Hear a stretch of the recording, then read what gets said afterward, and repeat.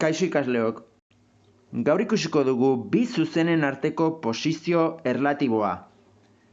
Baldin badaukagu R zuzen bat era parametrikoan adierazita dagoena isa berdin 3 ken 2 lambda, I berdin 1 gehi 2 lambda eta Z berdin -1 gehi lambda, eta era jarraituan adierazitako S zuzen bat isa gehi 1 zati 3 berdin I ken 1 zati 2 berdin Z gehi 2 zati 1, zuzen hori S zuzena,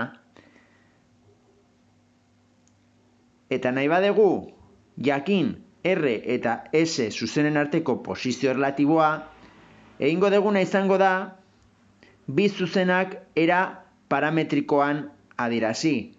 R zuzena jadanik badaukagu era parametrikoan, baina S zuzena pasako dugu era jarraitutik era parametrikora. Beraz, egingo duguna da isa gehi 1 zati 3, 1 bestaldera pasa -1, eta 3 bestaldera pasa biderkatuz, deituko diogu gehi 3 mu. Lambda ja daukagulako R zuzenean, beraz hemen jarriko dugu mu. I ken 1 zati 2, -1 bestaldera 1, eta 2 hemen zatitzen bestaldera biderkatzen. Beraz, I berdin 1 gehi 2 mu.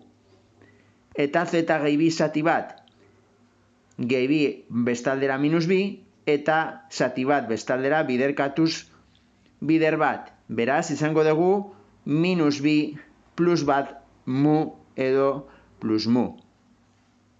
Orain egingo duguna izango da berdindu isak, iak eta zetak bi zuzena kontutan harturik.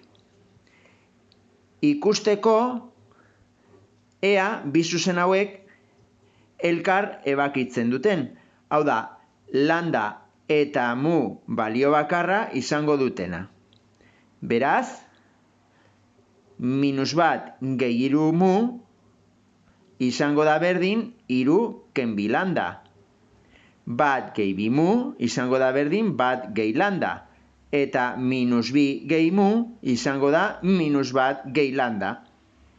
Berdintzeko isak, iak eta zetak, bi zuzenekoak.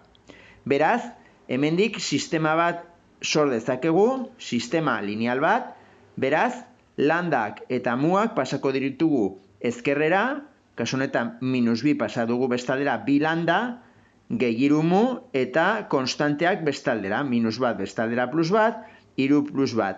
Beraz daukagu 2 lambda gehi 3 mu berdin 4.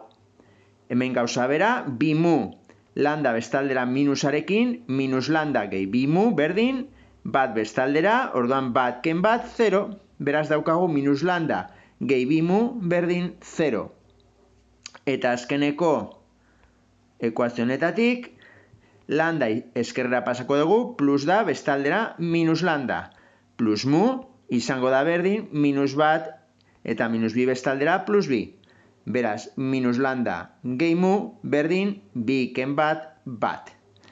Beraz, hemendik daukagu 3 ekuazio linealen sistema bat.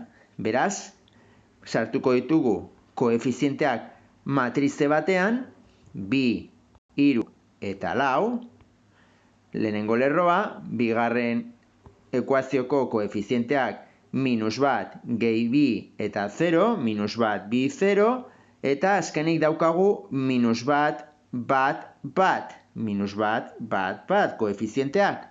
Beraz, Gauss aplikatuko dugu eta 0a lortzeko bigarren lerroan egingo dugu lehenengo lerroa gehi 2 aldiz bigarrena, hemen 0 emateko.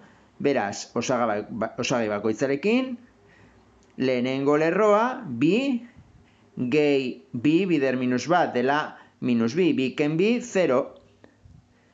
3 gehi 2 bider 2, 3 gehi 2 bider 2 dela 4, 3 gehi 4, 7. Eta 4 gehi 2 bider 0, 4 gehi 0, hemen izango dugu 4. Hirugarren lerroarekin gauza bera egingo dugu, lehenengo lerroa gehi bi aldiz hirugarrena. Emateko 0 hemen lehenengo osagaia. Beraz daukagu, bi gehi bi bider minus bat, bi ken bi 0. Hiru gehi bi bider bat, hau da, hiru gehi bi berdin bost. Lau gehi bi bider bat, lau gehi bi, 6. Beraz, hemendikan ja daukagu 7 mu dela berdin lau eta beian 5 mu berdin 6. Hemendik mu askatzen badegu, ateratzen zaigu lau 7-ren eta beian mu ateratzen zaigu 6 bosten. Ez da muren balio bat, baizik eta bi balio. Horregatik, balio bakarra ez duenez ematen, ezin dute elkar ebaki bi zuzen horiek. Beraz, bi posibilitate bakarrik ditugu. Edo paraleloak izatea, edo gurutzatzea. Soluziorik ez dutelako. Hemen adierazten da, ez daukala sistemak soluziorik. Sistema batera ezina izango da. Beraz, orain egingo duguna da, bektore zuzentzaileak konparatu. Hau da, R-ren bektore zuzentzailea da -2 bat bat eta S-ren bektore zuzentzailea da 3 2 bat. Beraz, ikusiko dugu ea paraleloak diren. Horretarako egiten dugu zatiketa osagaien artean. Lehenengo osagaia zatitu, -2 zati 3, berdin bat zati 2, berdin bat zati bat. Baina hemen konturatzen gara biderkak eta gurutzatuak ez direla berdinak. Proportzioan ez dira berdinak, beraz, -2 bider bi da -lau eta 3 bider bat da 3. Beraz, ja ez dira paraleloak. Ba, ikusten dezute, bat bider bat da bat eta bat bider bi da bi.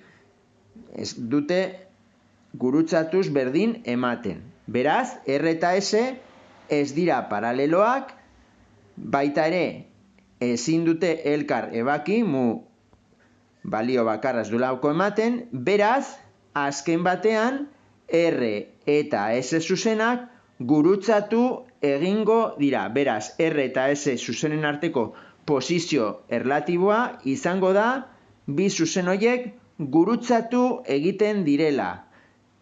Sistema bateraezina izango da. Bale? Ba, hau da, bi zuzenen arteko posizio erlatiboari buruz, jakin behar dezutena.